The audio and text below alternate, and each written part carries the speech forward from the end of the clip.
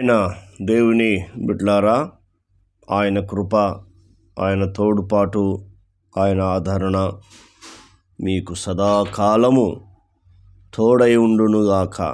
దేవుడు మిమ్మలను మీ పిల్లలను దీవించి ఆశీర్వదించునుగాక. ప్రతి కీడు అపాయాన్ని ప్రమాదాన్ని దేవుడు తప్పించునుగాక. Amen, amen, amen. దేవుని వాక్యాన్ని చదువుకుందాం.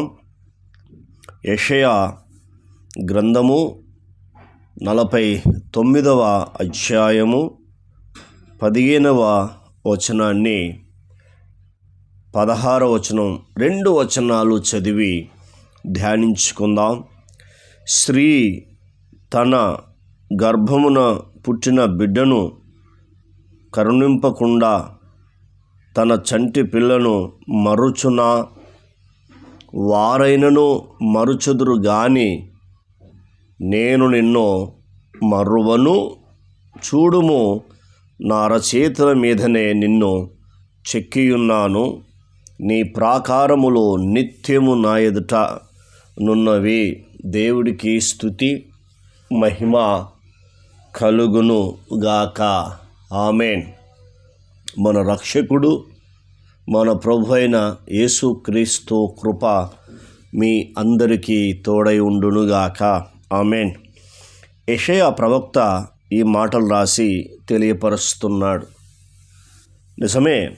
14వ వచనంలో ఈ రీతిగా వ్రాయబడింది, అయితే సీయోను యెహోవా నన్ను విడిచిపెట్టి ఉన్నాడు, ప్రభు నన్ను మరిచి ఉన్నాడని అనుకొనుచున్నది. అంటే సంఘము, సీయోను అనగా సంఘము. దేవుడు తన స్వరక్తం ఇచ్చి సంపాదించిన సంఘము. ఇప్పుడు సంఘము ఏమనుకుంటుంది అంటే, యెహోవా నన్ను విడిచిపెట్టి ఉన్నాడు, ప్రభు నన్ను మరిచి ఉన్నాడంటూ.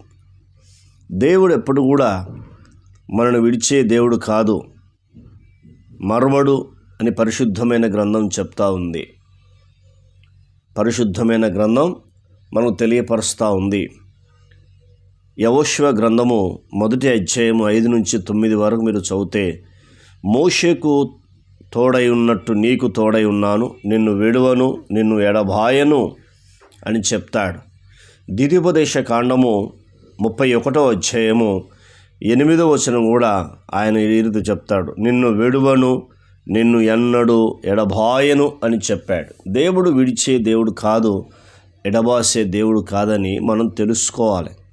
ఎట్లా తెలుసుకుంటామంటే, యేసుక్రీస్తు ప్రభు మీద నువ్వు నమ్మకము కలిగినప్పుడు, యేసుక్రీస్తు ప్రభు మీద విశ్వాసము కలిగినప్పుడు, ఈ 2 విషయాలు కలిగినప్పుడు దేవుని తెలుసుకుంటాం. ఆయన ఏమై ఉన్నాడు, ఆయన కృప ఏమైంది, ఆయన ప్రేమ ఏ రీతిగా మనల్ని ఆకర్షిస్తుంది, మనల్ని ముందుకు నడిపిస్తుందో ఈ పరిశుద్ధమైన గ్రంథము మనకు తెలియపరుస్తూ ఉంది. విడిచిపెట్టి ఉన్నాడు, మరిచి ఉన్నాడు అనుకొనుచున్నది అని దేవుడు తన ప్రవక్త ద్వారా మాట్లాడుతున్నాడు. నిజమే. నీకు అనేకమైన శ్రమలు, బాధలు, కష్టాలు వస్తున్నప్పుడు దేవుడు నన్ను విడిచిపెట్టి ఉన్నాడు, దేవుడు నన్ను మరిచి ఉన్నాడని నీవు కూడా అనేకసార్లు అనుకున్న సందర్భాలు ఎన్నో ఉన్నాయి. ఎందుకంటే మనం మనుషులం కాబట్టి, దేవుడు ఎందుకు ఇలా చేస్తున్నాడు, నా సమస్యను చూడట్లేదా, నా బాధను చూడట్లేదా అని అనుకుంటావు. ఆయన మర్వని దేవుడని బైబిల్ చెప్తావు. కింద మనం 15వ వచనం చదువుకున్న వచనం చదువుదాం. దానికి ఉదాహరణ చెప్తున్నాడు దేవుడు. స్త్రీ తన గర్భమున పుట్టిన బిడ్డను కరుణింపకుండా తన చంటి పిల్లను మరుచునా? వారైనా మరుచుదురు గాని నేను నిన్ను మర్వను అన్నాడు. ఒకసారి ఆలోచించేయండి. స్త్రీ తన చంటి పిల్లను మరుచునా? వారైనా మరుచుదురు గాని నేను మర్వను అన్నాడు. చంటి పిల్లను తల్లి మరుస్తుందా? మరుస్తుంది. చంటి పిల్లలు మరుస్తుంది. పిల్లలు పెద్దవైన తర్వాత కూడా మరుస్తారు. చాలామందికి డౌటు, ఎలా మరుస్తుంది తల్లి, మరుస్తే ఎలా ఉంటారో ఒకళ్ళు చిన్నపిల్లలు ఉంటున్నప్పుడు ఇంట్లో ఏ పనులున్నా పక్కన పెట్టుకొని చంటిపిడి దగ్గర ఉంటుంది కదా తల్లి. ఒకవేళ ఏదైనా పనులు చేసినప్పుడు ఇంటి వారిని ఎవరైనా ఉంచుతుంది కదా అనుకుంటారు. వాస్తవమే, కానీ మరుస్తుందని బైబిల్ చెప్తుంది. ఒకవేళ పిల్లలు పెద్దవారైన తర్వాత, వాళ్ళకి పెళ్ళిళ్ళు అయిన తర్వాత బయట ఉన్న వారు ఉన్న ప్రాంతంలో కూడా ఎలా మరుస్తుంది తల్లి అని అనుకుంటారు. మరుస్తుందని బైబిల్ చెప్తుంది. ఎలా మరుస్తుందో మీకు ఆ విషయం చెప్తాను, జాగ్రత్తగా వినాలని కోరుతున్నాను. ఇప్పుడు చంటి పిల్లని చూడండి, నిద్రపోతుంది. తల్లి చూడండి, నిద్రపోతుంది. పెద్దవారు పిల్లలైన నిద్రపోతారు, తల్లి నిద్రపోతుంది. అప్పుడు మరిచినట్టే కదండి. ఒకరికొకరు జ్ఞాపకం ఉంటుందా? ఇద్దరు నిద్రపోతారు. కానీ మన దేవుడు కునుకడు నిద్రపోడని బైబిల్ చెప్తా ఉంది. మన దేవుడు యేసయ్య కునుకడు నిద్రపోడు. కాబట్టి అందుకని చెప్తున్నాడు, వారైనను మరుచుదురు కానీ నేను నిన్ను మరువను. అంత గొప్ప దేవుని నమ్ముకున్నావు. నీ శ్రమలు ఎందుకు చూస్తున్నావు? నీ బాధలు ఎందుకు చూస్తున్నావు? నీ వ్యాధులు ఎందుకు చూసి కృంగిపోతున్నావు? మనుషుల వైపు ఎందుకు చూస్తున్నావు? మనుషుల మీద ఎందుకు ఆధారపడుతున్నావు? అదేదో చూసి దేవుని వైపు చూడవచ్చు కదా. ఆ మనుషుల మీద ఆధారపడి దేవుని మీద నువ్వు ఆధారపడవచ్చు కదా. నువ్వు అద్భుతం చూడగలుగుతావు. దేవుడు నిన్ను మరవడు. కానీ నీవు దేవుణ్ణి మరిచిన దినాలు ఎన్నో ఉన్నాయి. నీవు దేవుణ్ణి మరిచిన దినాలు ఎన్నో ఉన్నాయి. నేను చెప్పట్లేదు, పరిశుద్ధమైన గ్రంథము మనకు తెలియపరుస్తూ ఉంది. ఏం చెప్తుంది? పరిశుద్ధమైన గ్రంథం మనకు తెలియపరుస్తూ ఉంది. మరి అనేక సార్లు మరిచిపోయినట్టుగా బైబిల్ మనకి ఈ రీతిగా బోధిస్తూ ఉంది. నిజమే, ఇవన్నీ చివరి దినాలు, అంత్య దినాలు, ప్రమాదకర దినాల్లో మనం ఉన్నాం. కాబట్టి నీవు అనేక సార్లు మరిచిన దినాలు ఎన్నో ఉన్నాయి. మరిచిన దినాలు ఎన్నో ఉన్నాయని పరిశుద్ధమైన గ్రంథం మనకు తెలియపరుస్తూ ఉంది. కాబట్టి నీవు ఒక్కసారి ఆలోచన చేయమని ఈ మాటలు నీ ముందుకు తీసుకొస్తున్నాను. ఇర్మీయా గ్రంథము 2వ అధ్యాయము 32వ వచనం చదువుకుందాం.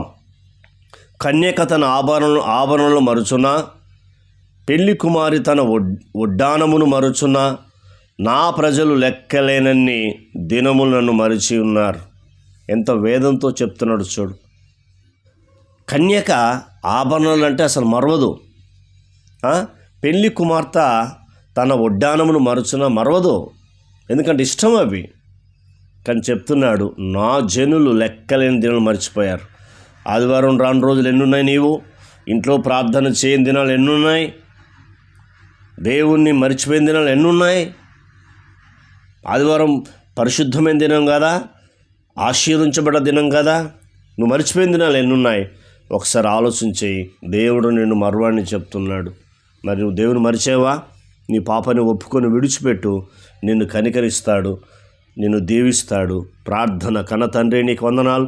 విన్న మాటలు దుష్టతకు పోకుండా సహాయం చేయండి అయ్యా. తండ్రి ప్రభువా, స్త్రీ తన చంటి పిల్ల మరుచున, వారైనా మరుస్తురు కానీ నేను మరవనని మాకు వాగ్దానం చేశావు. మీ మాటలకై కృతజ్ఞతలు చెల్లిస్తూ మమ్మల్ని మరవనందుకు వందనాలు. యేసు నామములో పొందినాం తండ్రి, ఆమెన్. దేవుడు మనందరిని దీవించి ఆశీర్వదించునుగాక. Amen, amen, amen.